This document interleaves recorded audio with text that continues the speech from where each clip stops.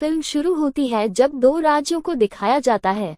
एक राज्य में मानव होते हैं जिसे एक लालची राजा हेनरी नामक राजा शासित करता है। दूसरा राज्य मूर्स का है जिसमें जादुई प्राणियां रहती हैं। उसमें एक छोटी सी उम्र की परी मेलेफिसेंट नामक होती है। उसका हर प्राणी के साथ दोस्ती होता है। एक दिन उनके राज्य में एक बच्चा आता है। मेलेफिसेंट को उसके आने का पता पिक्सिस और बाकी प्राणियों से होता है।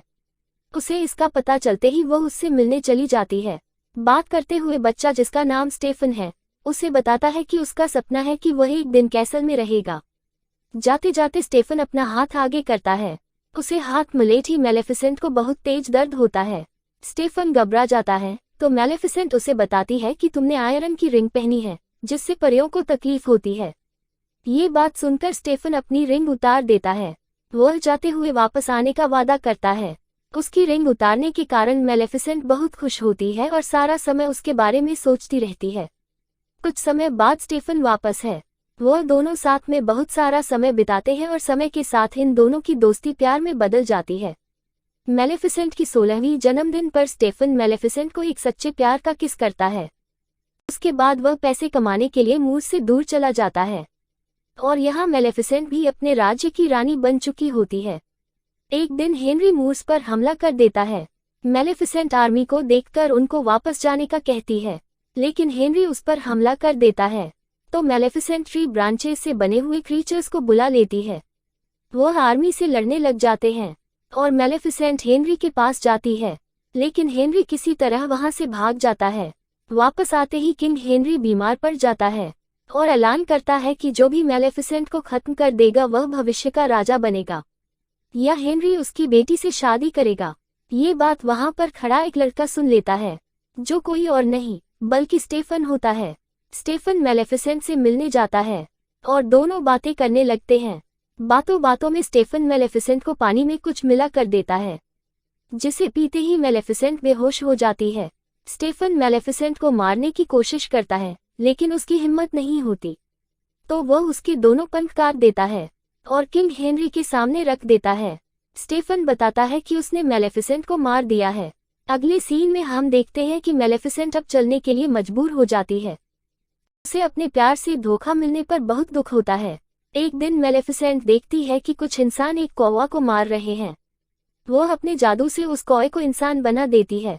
ये देखकर सारे इंसान वहां से भाग जाते हैं। वह कौवा अपना नाम डेविल बताता है और मेलेफिसेंट को धन्यवाद कहते हुए मेलेफिसेंट का सेवक बन जाता है। मेलेफिसेंट डेविल को मानव राज्य में भेजती है, ये पता करने के लिए कि वहां क्या हो रहा है। डेविल आकर बताता है कि स्टेफन प्रिंसेस से शादी करके राजा बन चुका है। ये सुनकर मेलेफिसेंट बहुत गुस्सा होती है और गुस्से में मेलेफिसेंट मूर्स को डार्क किंगडम में बदल कर वहां राज करने लग जाती है। एक दिन डेविल बताता है कि स्टेफन की बेटी पैदा हुई है। जहां स्टेफन किंग बनकर थ्रोन में बैठा होता है, वहां वही 3 परी पिक्सी आती हैं और किंग से परमिशन लेकर छोटी प्रिंसेस को ब्लेसिंग्स देने लगती हैं। और इतना होते होते मेलेफिसेंट भी वहां आ जाती है और वह वादा देती है कि वह प्रिंसेस को एक ऐसी शाप देती है कि वह प्रिंसेस, जिसका नाम अरोरा होता है, वह अपने 16वें जन्मदिन पर स्पिनिंग व्हील की सुई छूने से बेहोश हो जाएगी और कभी नहीं उठेगी। ये श्राप सुनकर स्टेफन घुटने पर आ जाता है और मेलेफिसेंट को अपना श्राप वापस लेने को कहता है। मेलेफिसेंट हंसते हुए कहती है कि ठीक है, वह होश में आ जाएगी, लेकिन सिर्फ तब जब उसको ट्रू लव मिल जाएगा। स्टेफन को भी पता है कि ट्रू लव मिलना आसान नहीं है और ये कहते ही मेलेफिसेंट मूर्स आ जाती है और स्टेफन सारी स्पिनिंग व्हील्स को जला देता है और मूर्स पर हमला कर देता है। लेकिन मेलेफिसेंट मूर्स के चारों तरफ दरख्तों से दीवार बना लेती है ताकि कोई ह्यूमन वहां आ न सके। स्टेफन अरोरा को सुरक्षित रखने के लिए पिक्सिस को सौंप देता है और उन्हें जंगल में एक कॉटेज में रहने भेज देता है। पिक्सिस कोशिश तो बहुत करती है, लेकिन फिर भी वह अरोरा को ठीक से संभाल नहीं पाती। डेविल मेलेफिसेंट को उसी कॉटेज में लेकर जाता है जहां अरोरा थी। मेलेफिसेंट अरोरा को देखती है और अरोरा मेलेफिसेंट को बिल्कुल पसंद नहीं आती, लेकिन मेलेफिसेंट और डेविल अरोरा का बचपन से ख्याल रखते हैं। दूसरी तरफ स्टेफन बार बार अपनी आर्मी को मेलेफिसेंट की बनाई दीवार गिराने को भेजता रहता है। वक्त के साथ अरोरा बड़ी हो जाती है। वह एक दिन मेलेफिसेंट की बनी वॉल के पास चली जाती है। तभी स्टेफन की आर्मी मूर्स पर हमला करते हैं। मेलेफिसेंट अरोरा को बेहोश करके मूर्स के अंदर ले जाती है और स्टेफन की आर्मी को मार देती है। ऑरोरा जब जागती है तब बताती है कि उसको पता है कि मेलेफिसेंट ही बचपन से उसका ख्याल रखती है और वही उसकी गॉडमदर है।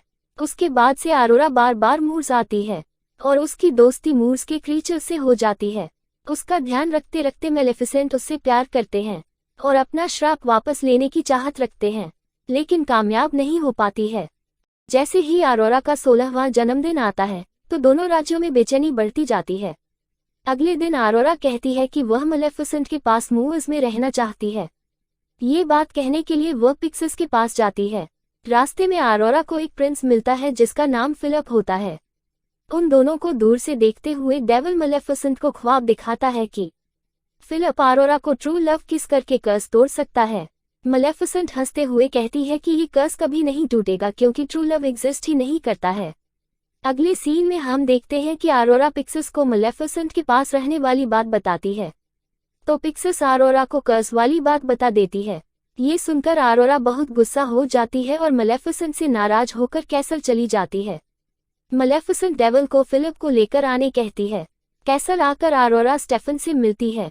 स्टेफन ऑरोरा पर गुस्सा करता है क्योंकि वह वक्त से पहले आ गई थी, तो स्टेफन ऑरोरा को एक कमरे में बंद कर देता है और सारे सिपाहियों से मेलेफिसेंट पर हमला करने बोल देता है।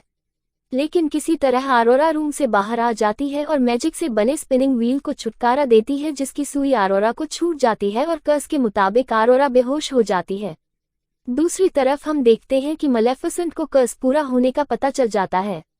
मेलेफिसेंट फिलिप को लेकर कैसल आ जाती है।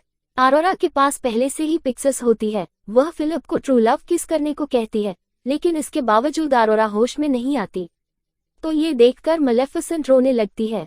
मेलेफिसेंट रोते हुए ऑरोरा के माथे पर किस करती है। ऐसा करते ही ऑरोरा होश में आ जाती है क्योंकि मेलेफिसेंट ही ऑरोरा की ट्रू लव थी। ऑरोरा मेलेफिसेंट को अपनी मां मानती थी। ये देखकर दोनों एक दूसरे को देखकर मुस्कुराते हैं और तभी स्टेफन को बताया जाता है कि मेलेफिसेंट कैसल में है।